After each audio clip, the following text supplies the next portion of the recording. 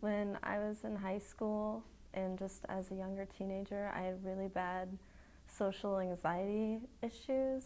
If I ever had problems that meant I needed to interact with somebody, my mom would always take care of it for me, so I never had to confront my problem.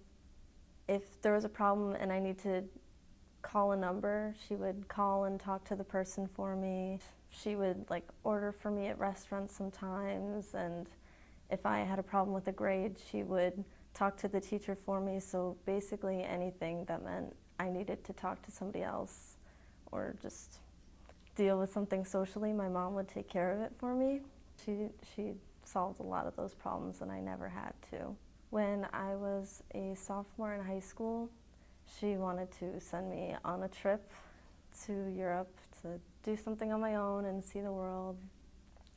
And it was this program called Travel for Teens where I would meet up with 30 other kids in New York, and then together we'd fly to Europe and go around and visit. It really scared me, but I was also excited. I just never thought I would be put in the kind of situation where I would be on my own. I met up with these people and we had the trip and it came and went.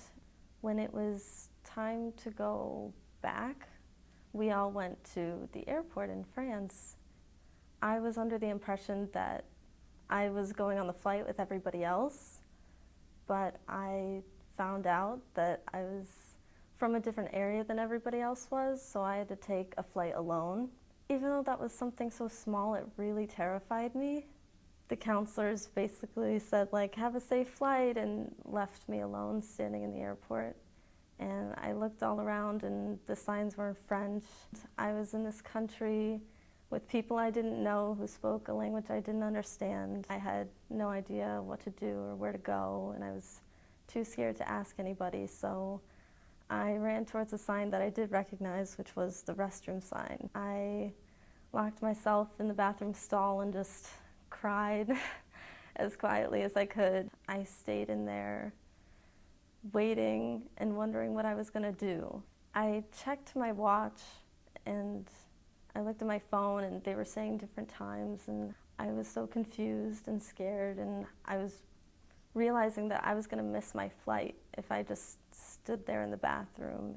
At that moment, I think it kind of hit me that my mom wasn't going to come and save me. No one could get me out of that situation but myself, and I had to just muster up the courage and try.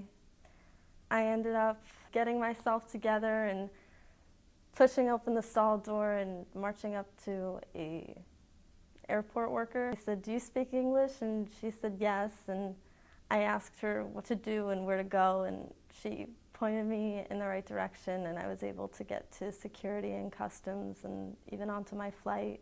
I felt so stupid because it was such a small thing. It seemed so easy, but it was actually really difficult for me, and it took a lot of courage. Even though that would have been something so simple for somebody else, it was a big step for me. I was able to get home and get there on time. After that, I think, even though it was so trivial, it really was the first step for me to become a more independent person and do things on my own. And now my mom doesn't order for me at restaurants or make my phone calls or talk to my teachers. I do that on my own. And I feel like it just helped me grow a lot.